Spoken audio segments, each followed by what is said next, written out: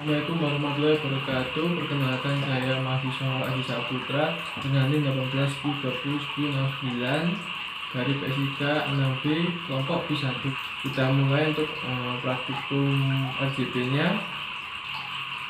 Yang pertama, karena di sini tidak ada phantom, artinya bantal, kita menggunakan bantal untuk pasiennya. Baik, sebelum kita mulai RJP, beberapa hal yang kita ketahui yaitu ketika menolong orang dengan pasien henti jantung maupun henti napas, kita harus melakukan tindakan yaitu danger.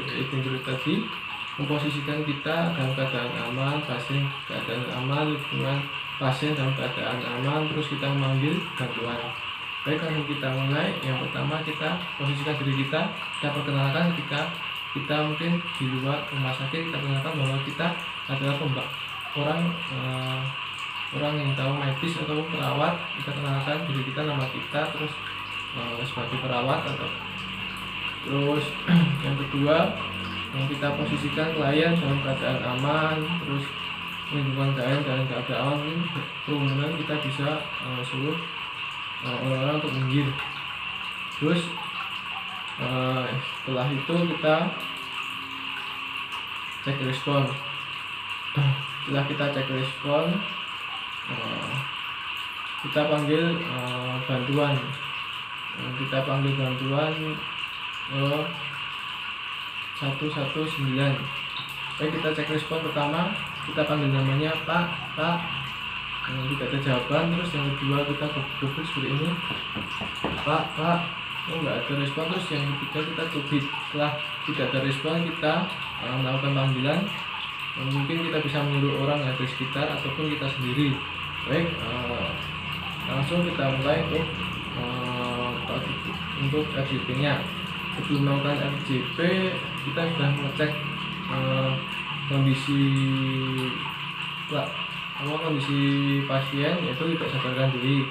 Terus kita cek denyut nadinya, kita cek di bagian hulu, di bagian leher atau nadi karotis. Kita cek tidak ada nadi karotis, tidak berdetak. Terus kita cek napasnya. Setelah kita cek ya dalam napas tidak ada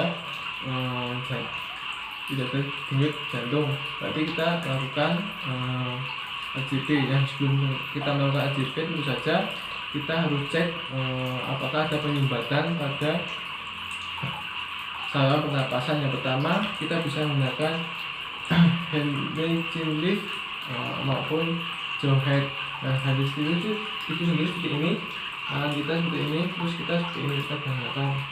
Itu ketika pasien tidak memiliki cedera pada area leher.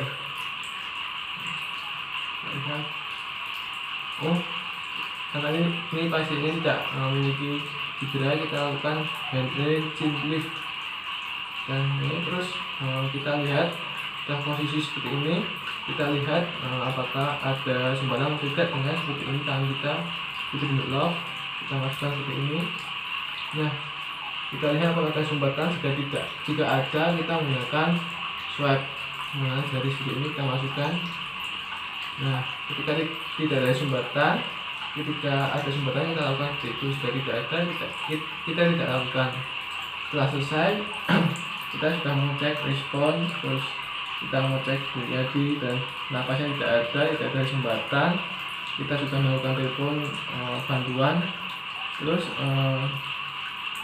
kita lakukan yang namanya RJP. Nah, RJP sendiri tadi ada 5 siklus. Setiap siklusnya 30 kali pompaan. Terus setelah satu siklus kita lakukan yang namanya bantuan napas. Karena keadaan darurat, kita menggunakan mode to mouth. Jika ada alat bantu napas, kita gunakan bantu napas. Baik, langsung saja kita mulai.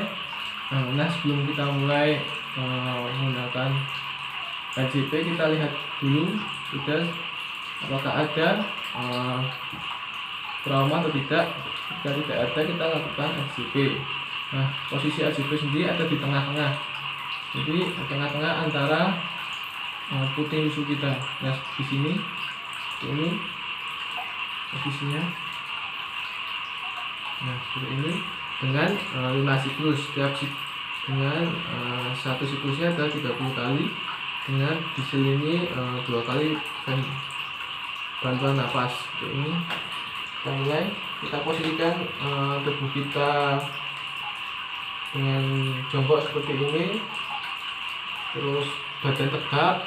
Kita lakukan 1, 2, 3, 4, 5, 6, 7, 8, 9, 1, 2, 3, 4, 5, 6, 7, 8, 9, 2, 1, 2, 3, 4, 5, 6, 7, 8, 3, 1, 2, 3. Kita ulangi untuk RCP sendiri seperti ini.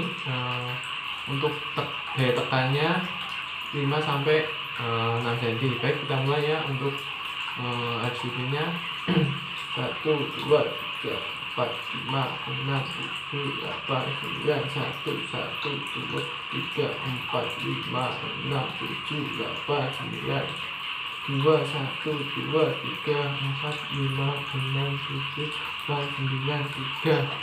Setelah kita melakukan satu siklus, kita lakukan bantuan napas. Karena di sini tidak ada alat napas, kita menggunakan motumon. Jadi kita tarik napas dulu, habis itu kita berikan bantuan seperti ini. Area mulut menutupi area mulut si pasien. Karena posisi COVID, kita menggunakan seperti ini. Benar ini sama 2 kali. Setelah kita lakukan lagi selama 5 siklus tadi. Setelah selesai, kita cek apakah ada nadinya,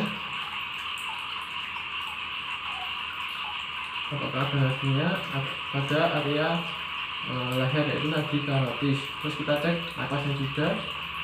Oh, ternyata napas dan nadi si pasien sudah kembali. Jika tidak kembali, kita bisa lakukan lagi. Misalnya pasien tidak ada detak jantung, kita lakukan RCP lagi. Terus ketika pasien tidak ada napas, kita bisa lakukan ventilasi dengan motumon maupun dengan alat bantu.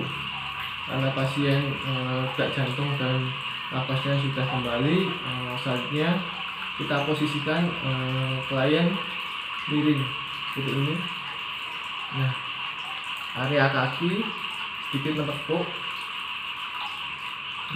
terus yang satunya lurus seperti ini, miring seperti ini. Kita harus mengangkatnya secara bersamaan